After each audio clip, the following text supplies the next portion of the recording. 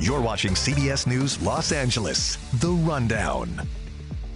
Hello, I'm Juan Fernandez. Here's a look at your top stories. The Supreme Court has unanimously ruled former President Donald Trump will stay on the ballot of all 50 states. KCAL News reporter Nicole Skanga is outside the Supreme Court with more on the ruling. Hello, Nicole.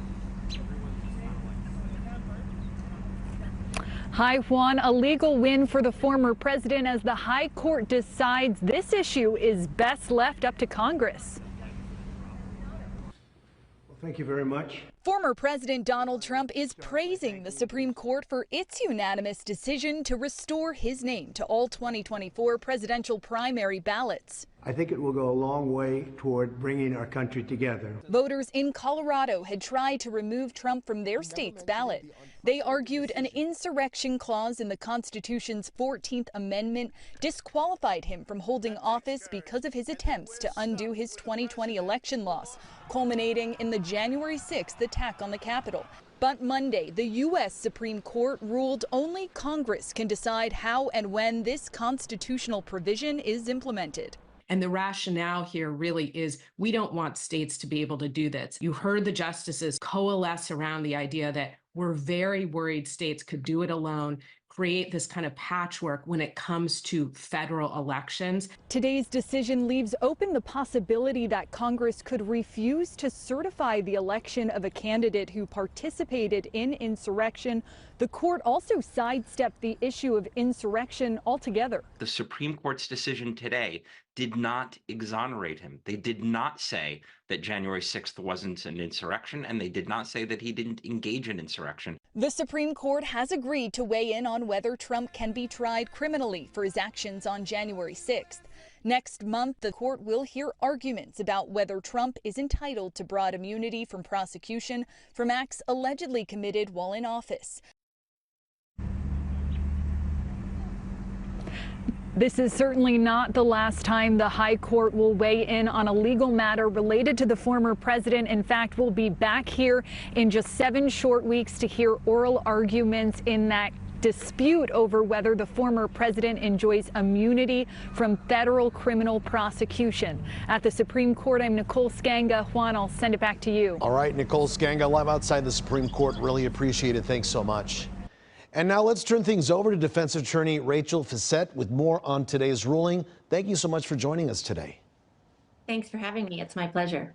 First off, what are the implications of the Supreme Court's decision today? The implications here are that states may not act alone. And that is really why I think we got a unanimous vote by all of the Supreme Court justices in a rare agreement here in their opinion. And really what they're saying is one state may not take him off the ballot while the next state leaves him on the ballot. In a federal election, things must be done at a federal level. And the unanimous decision states that this must be an act decided by Congress, but the dissenting decision by all 3 liberal judges and Justice Amy Coney Barrett did not go so far as to say it must be a congressional act. So there appears to be some disagreement as to how one would take a presidential candidate off the ballots in the states. Yeah, right. The justices ruled only Congress, of course, can enforce the 14th Amendment. Realistically, how likely would Congress actually enforce it or ever make a decision based solely on that? That's really interesting, and I do believe that would completely be determined by the makeup of Congress at that point.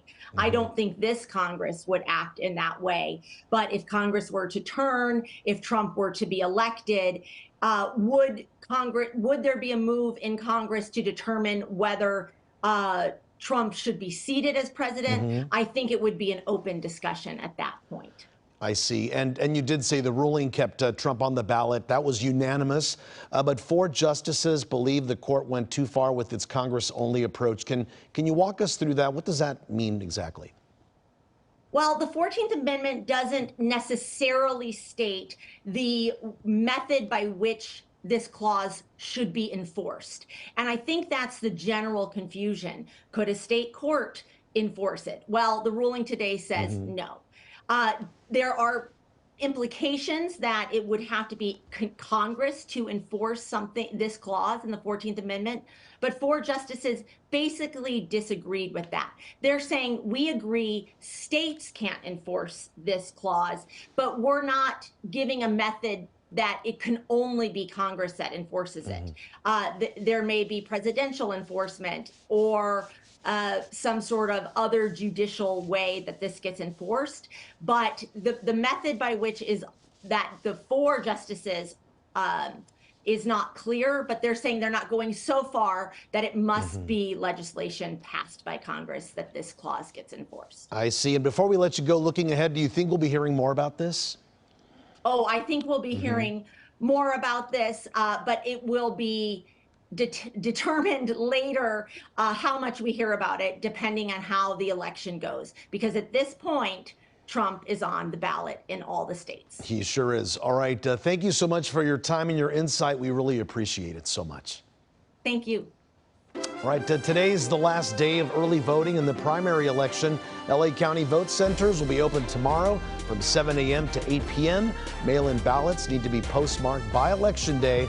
For more on the big campaigns and the issues, just go to kcalnews.com/voter guide. All right, let's turn things now to the weather. We got a nice break from the rain. Lots of sunshine today, but it won't be lasting very long. KCAL News meteorologist Olga Ospina has a look now at what's ahead in your next weather forecast. Olga. Hi, Juan. Yes, and we're finally getting a little bit of relief from that rain, but not for long. So enjoy the sunshine, the dry conditions today into tomorrow. We're seeing our radar. Some of us seeing some peaks of sunshine, a little bit of cloud cover for others. Current conditions, look at that, a beautiful day at Santa Monica Beach.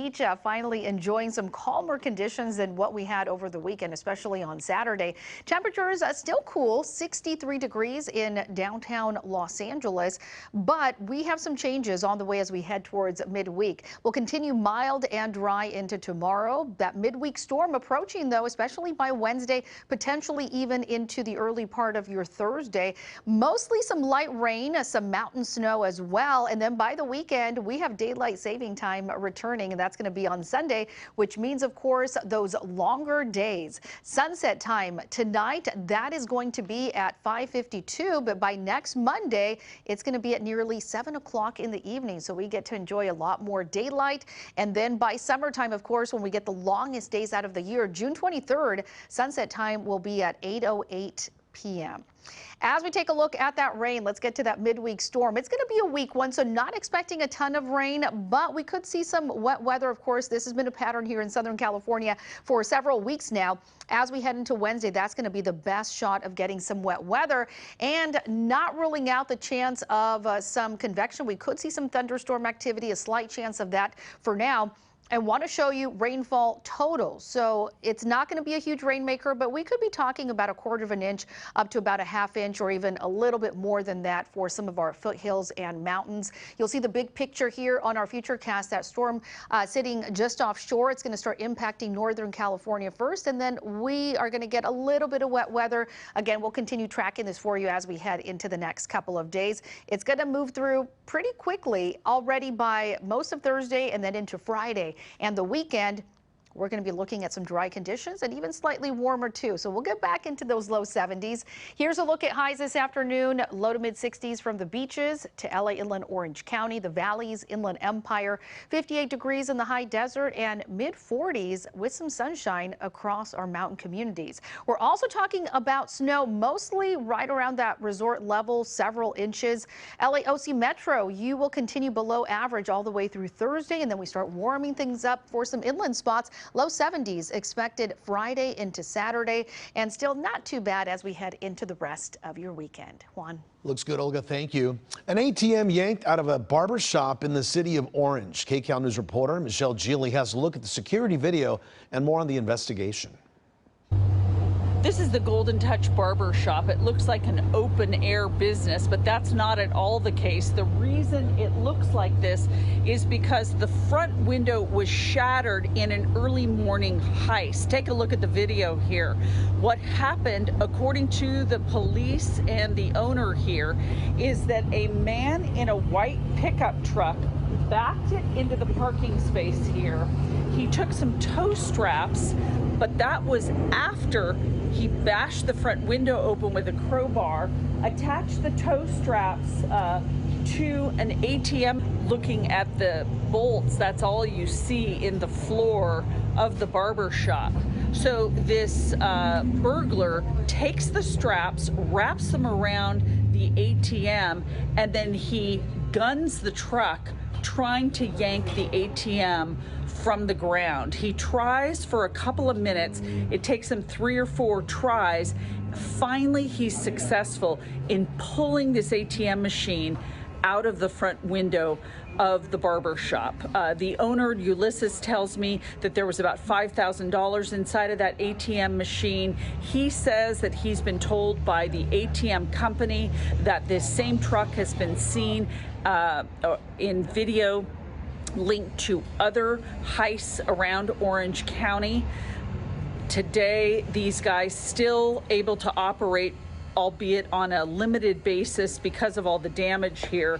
Again, you can see that the glass is missing. The frame was ripped out of the door here. They're trying to get somebody to come in and repair this.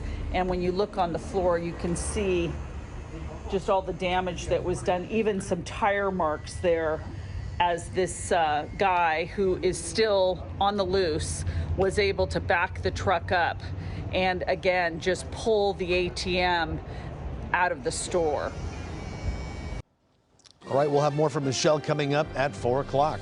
This has been CBS News Los Angeles, The Rundown. Thanks for joining us. I'm Juan Fernandez. We'll be back live at 4 right here on CBS News Los Angeles.